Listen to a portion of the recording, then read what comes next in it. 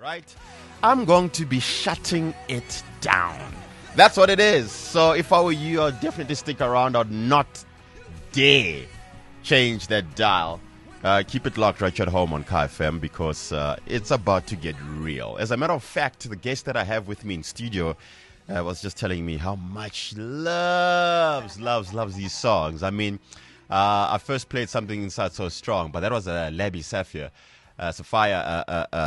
version, and then now it's Travis Green made a way, and yeah, she's loving it. So what can I say? Good morning. Good morning. No, my morning is made. Your morning is made. It's made just by the music. Just by the music. I am so glad to hear that. Amen. Amen. Ladies and gentlemen, boys and girls, allow me to introduce to you the voice you are listening to in the background. All right? Her name is Pandora Mabai. Born and raised in Guguletu, Cape Town. Yes. Am I correct to say that you were born and raised in Guguletu, or were you just born there? I was born in Guguletu. Yes. Then I've moved out of Guguletu. I think it's 20 years 20 now. years, yes. We've been out of Guguletu. But that's where I was born. That's Those where are you my were roots. born. Yes. Those are your roots. Yes. I mean, Pandora, you've got such a fascinating story. A story that we're going to get into in a few seconds. Tell me about your childhood. Yes, here you are. You are born in Guguletu. How was your childhood like? I was raised in a very strict background. Yeah. Where we were not allowed to play with other kids. It was all about church, school and Yes. church, school and church. Yeah. So I've always wanted to know, what does it feel like on the other side of the world? But I'm very grateful for the values and the morals and the principles that I was given at Yeah. a very early age, because it has made me the woman that I've become. Yeah. Sometimes I thought they were too strict, but when I look back now that I'm older, it was actually for my own good. So I was raised very, very well. We were not a very well-off family. We could afford, but it was not a family whereby we are a wealthy family or a Yes. rich family. Yes. We were just on survival mode Yes. because of a man that was working very, very hard, which is my late grandfather, and may his soul rest in peace. Let's fast forward. Yes. What do you do now, today? I'm an entrepreneur. Yes. I speak for a living. I'm a motivational speaker. I'm a life coach. And I do trainings and mentorship for young girls from Guguletu. Fantastic. Now let's go back. Now, I mean, your story is of a young girl who, like you said, were born in Guguletu in Cape Town. Yes. And you had this nagging feeling in your heart from a young age to say that, why was I born? Yes. What is it that made you feel and question such a thing, to ask yourself, why were you born? What is it? What was that? How did that nagging come about? I had women that I was looking up to, like Abomamo Winnie Mandela, Abomamo Mire Makeba. They were in the spotlight making a difference. And I had this thing about Africa, that we need to evolve Africa. And I need to play a significant role. Yes. And if they could do it, how did they get there? So I always had that curious mind. And my late grandfather as well was coming originally from the Eastern Cape, but he made it so big in a foreign city to ensure that there was a change within our community. He was my role model, because within the community, he was playing such an important role in all the involvement and empowering people. And I was like, if this man is doing it and Abomamowin are doing it, why can I not do it? How is it done? And that is what was my driving force. If they could do it, so can I. I'm sure you know of the book called The Purpose-Driven Life. Yes. And I think listening and having gone through some of what your story is all about, you're a person who's not just existing, but who wants to live Yes. a life of purpose, Yes. an intentional life of purpose. And, Yes. and the reason why I'm saying this is because something very interesting happened in your life, which I wonder how many women would have been able to do what you did. Maybe you can go into detail in terms of what I'm talking about. I'm talking about the day that you were set to get married. Yes. And 2 weeks before your wedding day, you decided to pull out. You were about to get married to a very wealthy government official. Yes, I was. And you decided, you know what? This is not for me. I'm pulling out. Why did you do that? Tell me about that. There's this perception that is going in our society right now. And one of my talks, when I do my talks, is don't be owned by societal expectations. And it's that men are working so hard to become rich. And women are taught that find a rich man. Wow. And that is the definition of success. And when I had it, because most women look for it, and you're like, okay, so that's what society defines as success. And when I was there, I looked at it and I'm like, but there's got to be more to life than me just being a trophy wife and on someone else's shadow. Who am I? What is my purpose? And when I was having conversations with myself on self-discovery, that's when I knew that the marriage that I was getting into, it was actually limiting me from who I was born to be. And the only thing I had to do was to make a decision to sacrifice my purpose and get married and become a woman that people see as a successful woman, or I walk away and lose it all and start from scratch and walk into my purpose with every challenge that's going to come with it. I wanted something that was challenging me to give birth to who I am, and walking away was the only way to set free Pandora and become who I am. Amazing. Absolutely amazing. Hence I'm saying that I don't know many women who could have done what you did, and you did it. And look at where you are today. Now I want us to get into the initiative that you started. Yes. Where you are mentoring young girls in Gugulethu. Yes. And the amazing work that you've done and you are still doing with these girls. But we'll get into that after this. Love is absolutely beautiful. You are hearing the voice of Pandora Mabai, who is an entrepreneur, a motivational speaker, as well as life coach.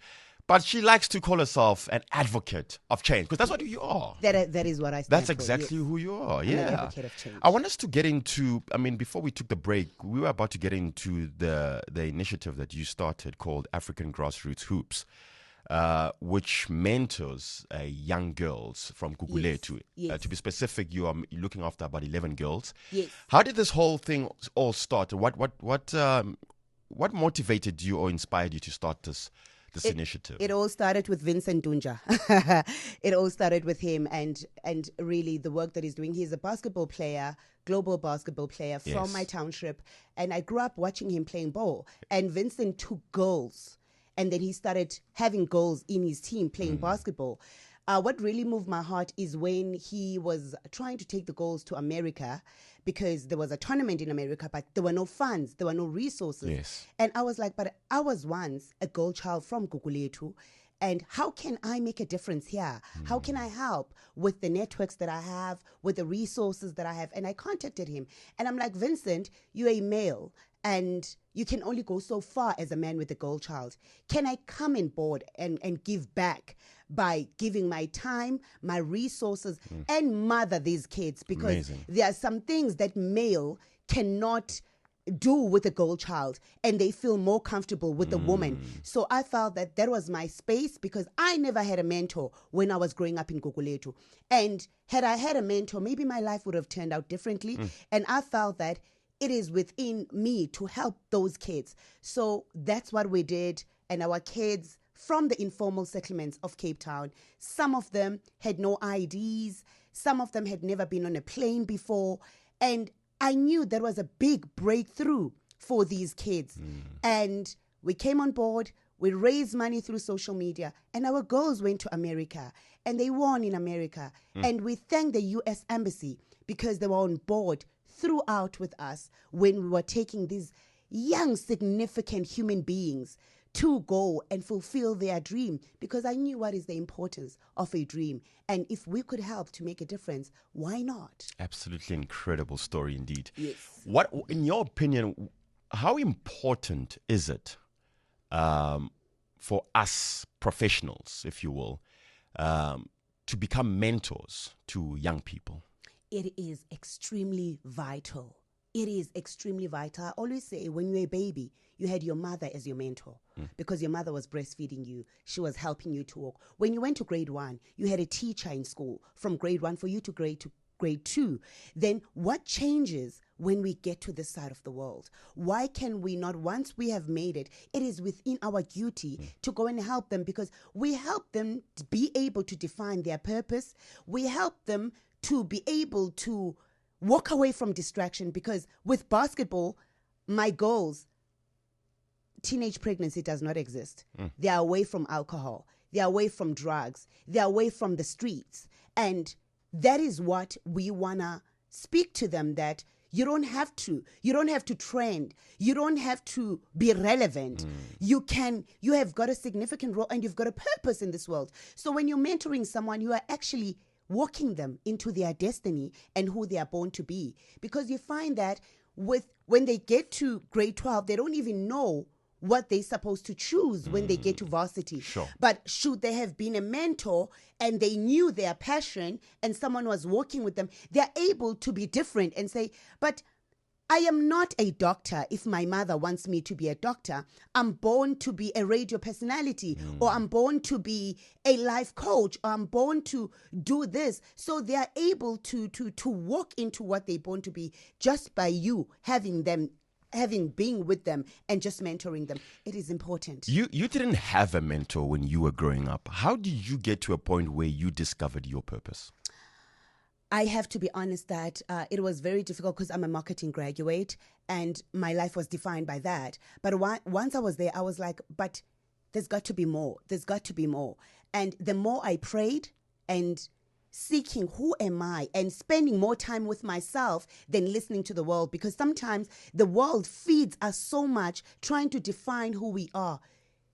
Me time is the best time, because the voice that's within you, it speaks to you alone at that moment. I started making me time and listening to Pandora. And when Pandora started speaking, it was my duty to set her free.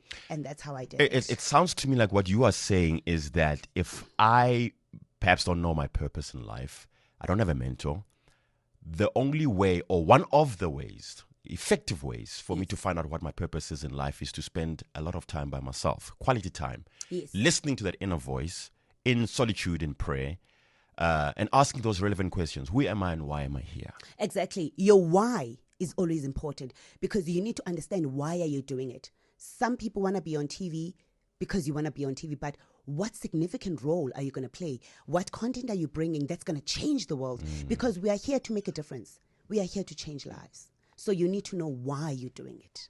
The big why. Yes, the big why. Why am I doing it? Incredible story indeed. So, I mean, like you're saying, you are mentoring these young girls, and clearly they are doing amazing work, being mentored by you. Yes. The mere fact that they are part of this basketball team that went to America to actually win the tournament. Yes. How are they doing now? My girls are doing extremely well right now. We are busy planning a girls' camp for June holidays right now, where we get together. I'm always in Cape Town. I make time for them. I'm always looking for resources. Like there was Dr. Tabang Clark, who blessed us with books, and he wrote this book, Corrupting Virgins.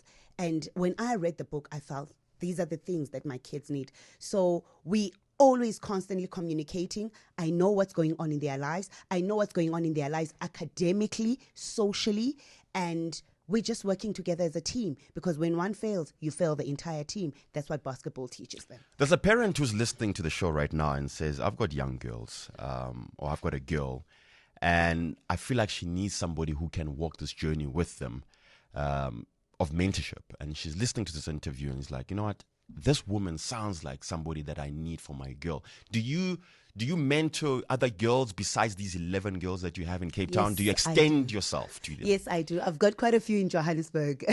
How do we get hold of you? I mean, someone's listening right now. How do we get hold of you? They can call me. I'm available on 076-272-6051, or they can email me, pandoramabai@gmail.com. I'm available on all social media platforms. Instagram, it is pandoramabai.